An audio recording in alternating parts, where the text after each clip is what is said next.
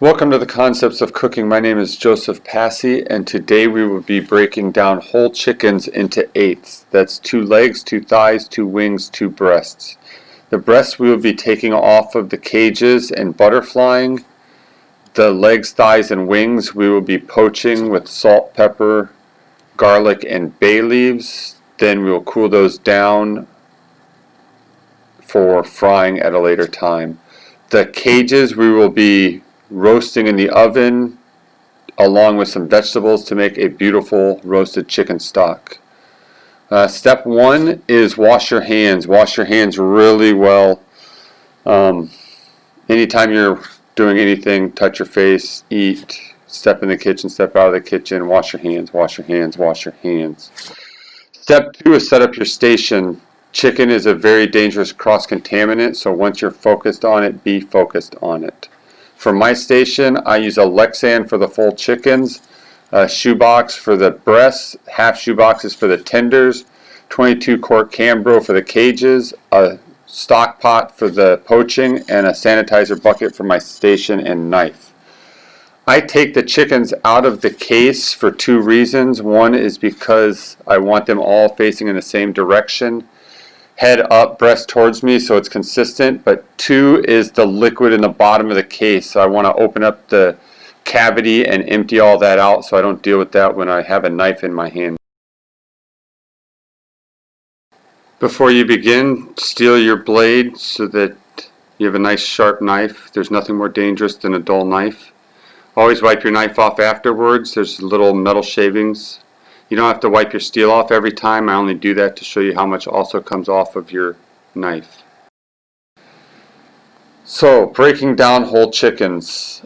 Step 1 is take the tail off, then the butt fat on both sides, and then you're going to cut the skin underneath the breasts above the thighs. Then we snap it in half on the backbone above the thighs and run your knife through the skin. You don't want to run your knife through any bone. Same with the thighs. Break that in half so you're only running through skin. You can see my finger there finding the joint. I leave my finger there once I run the knife through to ensure that I'm hitting the joint. Clean your cutting board. Keep your knife clean as well. Peel the skin all the way back. Cut straight down the keel bone. My knife is vertical. Now go at an angle and go all the way past the wishbone each time you make a single stroke back so that you don't end up cutting the wishbone. That's the tender I just took off there. Clean any fat that's still attached to it. Turn it around. For a right-hander, this is a little more difficult for me. I go down the wishbone there with the tip of the knife, go up there, and then I ride down to the wing. I always come up at the end when I'm at the wing, pull the tender off. Remember, clean the chicken breast. You don't want to deal with any cleaning when you're butterflying later on, which is a task in itself.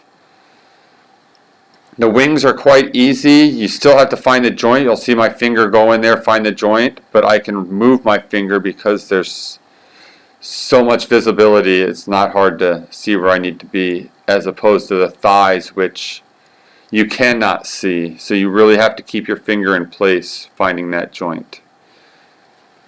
I tried to do different angles so that you can see where my hands are at, where my knife is going.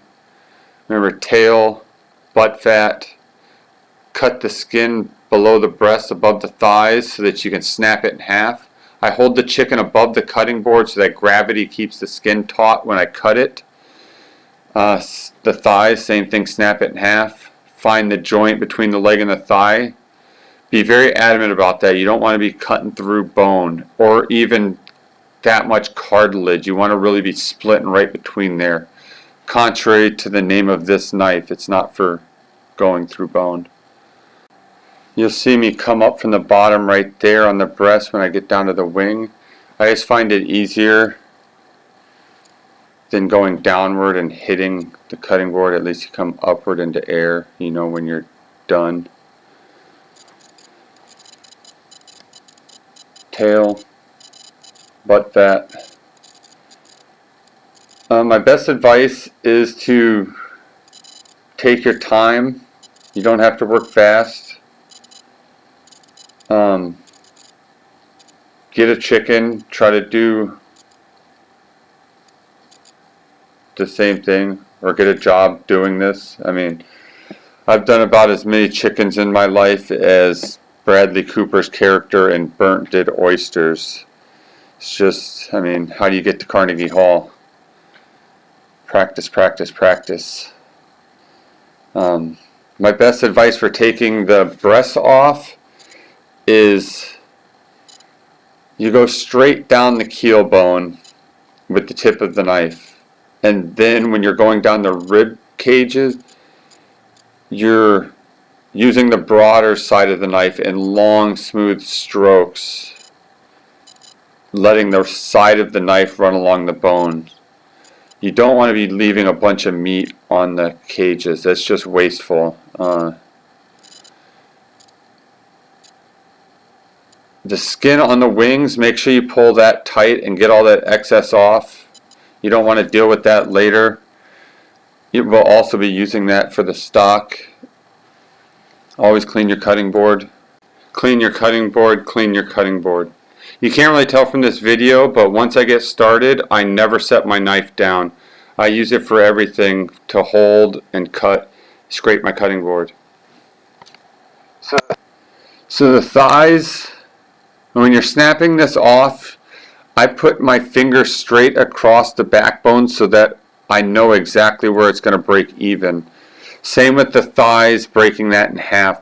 Both my hands, the 4 fingers on both my hands are touching each other parallel with the backbone between my 2 fingers. So when I snap, it snaps right down the middle. Everything's very delicate. If you just take in your hand and snap it, it will just snap random. You'll end up with some really ugly thighs. So make sure that you're careful with that. You don't have to be careful, you just have to make sure you're doing it correctly.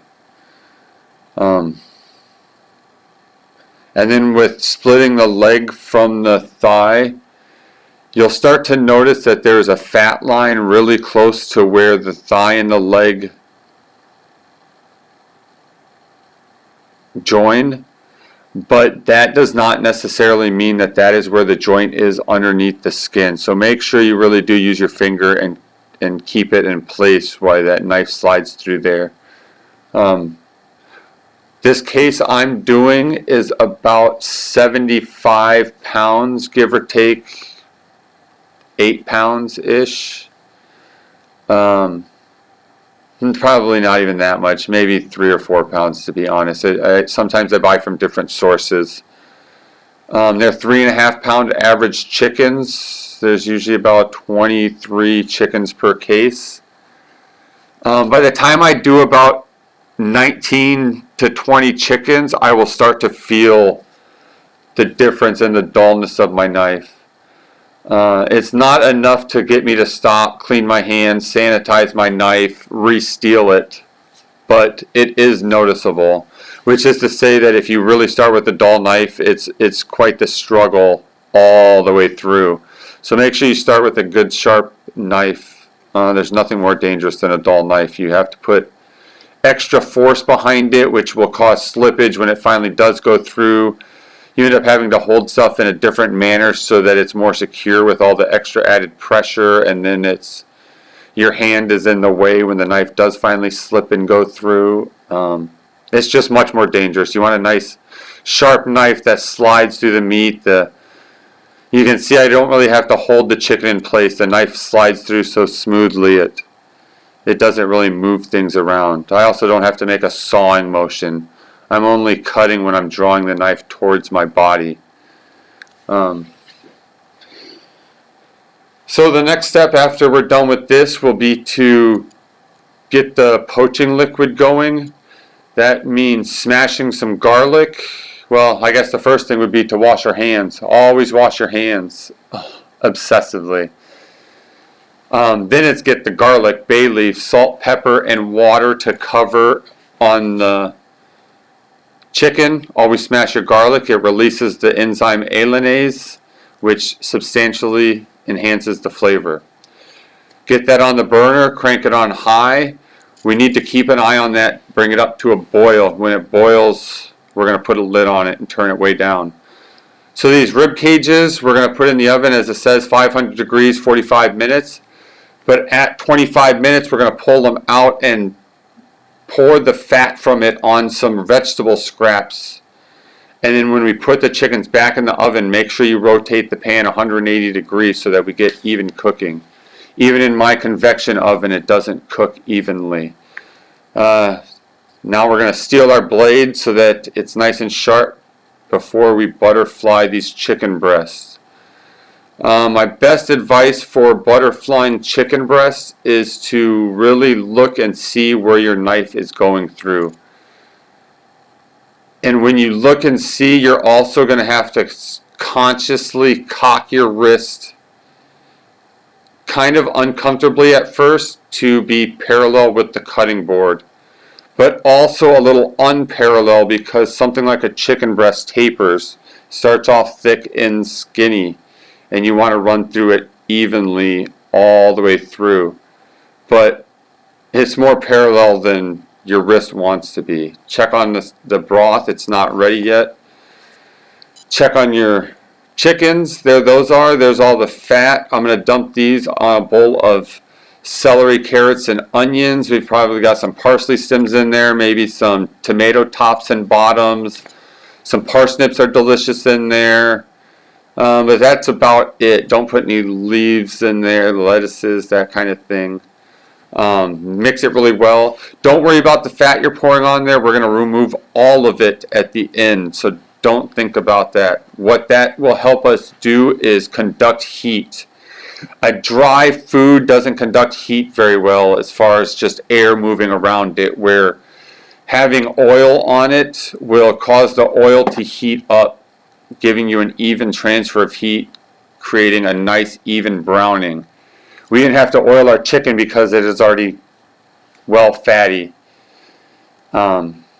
So make sure you also spread this vegetable out thin. If it's all piled on top of each other, it's just going to steam itself and dry out and not caramelize. That's what we really want, is the caramelization.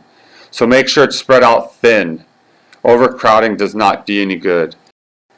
Here's our cages out of the oven, nice and dark brown. I don't even think this does it justice. It might take longer than 45 minutes in your oven. Just push it. Make sure it's nice and dark. That's the Maillard reaction with amino acids causing it to brown. Get your veg in the oven. Check your poaching liquid. That's up to a boil. So we'll put a cover on it and turn that flame as low as you can possibly get it without it blowing out. That's going to take 16 minutes. Go check your veg. Spin that around 180 degrees. Like I said, ovens don't cook evenly, even my convection oven. You could go as far as even switching the shelves that they are on for a more even roasting because unevenness. That's it after 25 minutes. Along with the poached chicken, that's all done. It's been 16 minutes with the cover on, so let's get that out immediately. You don't want to let that sit in this hot liquid. You will end up overcooking it, and by 23 minutes you will have substantial wing and leg loss due to it falling off the bone. You also do not want to stack it on top of itself because the jellification of the broth and the cooling in the refrigerator will cause everything to stick together, and then when you're separating it later on, you risk breaking it all apart and losing usable product. So as soon as we get this all on this sheet tray, we're going to get these onto a speed rack and into the walk-in so that they can cool down rapidly so we do not abuse time temperature. Then for the same reason and another, we are going to get a bucket full of ice and dump it on our poaching liquid to cool off. Always start with a cold liquid when you're making a stock because of albumin and other amino acid compounds, which in the end will result in a more jellified, clarified, and delicious stock in the end. So once we got all that in there, we're going to throw it on the flame, turn it on high till it comes to a boil, and then turn it down as low as possible. Then we're going to take these sheet trays and deglaze them. For us to do that, we're going to put them back on the burner and get them really hot. But there is a fine line between really hot and too hot because it will burn. If you keep an eye on the left side center, it starts to get pretty hot and smokes. So I make sure I shut off the flame and bring some liquid over there. If it gets a little too cold, turn that flame back on and get it heating up again. Just keep an eye on those hot spots and scrape all of that stuff off. That is called fond. It's the meat dripping, which contain a tremendous amount of flavor. You don't want to skip on those. We'll get those dumped into the stock pot so they can boil overnight too. So leave that go for a minimum of 6 hours. You can go as long as 14 or 16 hours and you'll get some reduction happening there. I put this on before I went home for the night and took it off when I came back to work the next morning. Keep in mind you never want to have a stock at a rolling boil. When you bring it up to temp, just have it at a low boil and then you turn it down as low as possible so that it's at the most a very, very low simmer.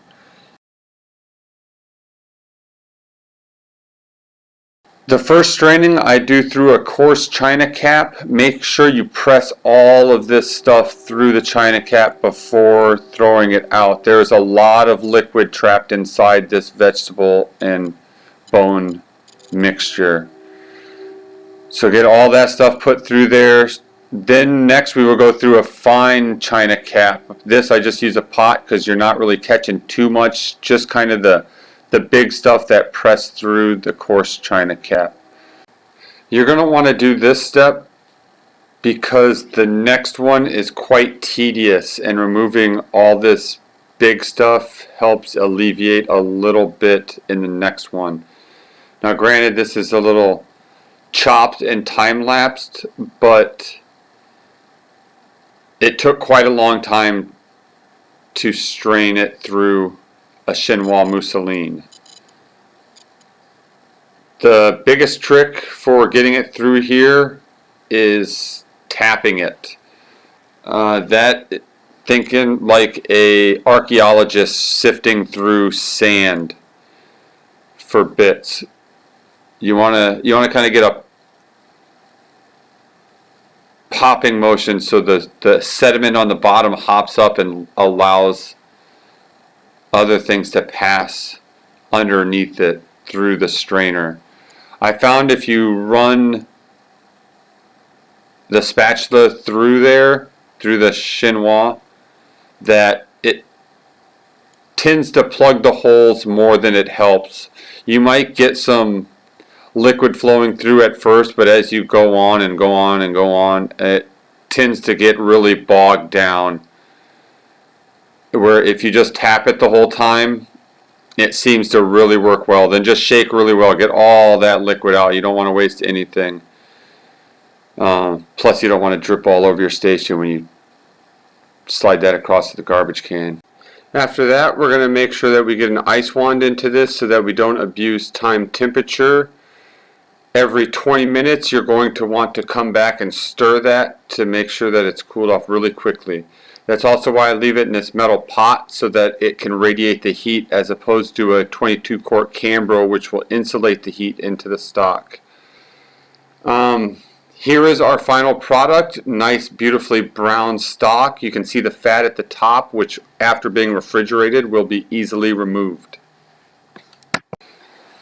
There it is, all the fat coming off. Sometimes it's kind of soft. I put a glove on and use my hands to first take the soft stuff off, if that is the case, but not always.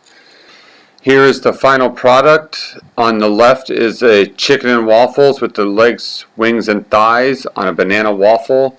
And on the right is a Southern Benedict on corn, jalapeno, and Parmesan fritters, fried chicken breast, poached eggs, and a Tabasco hollandaise with a side of breakfast potatoes.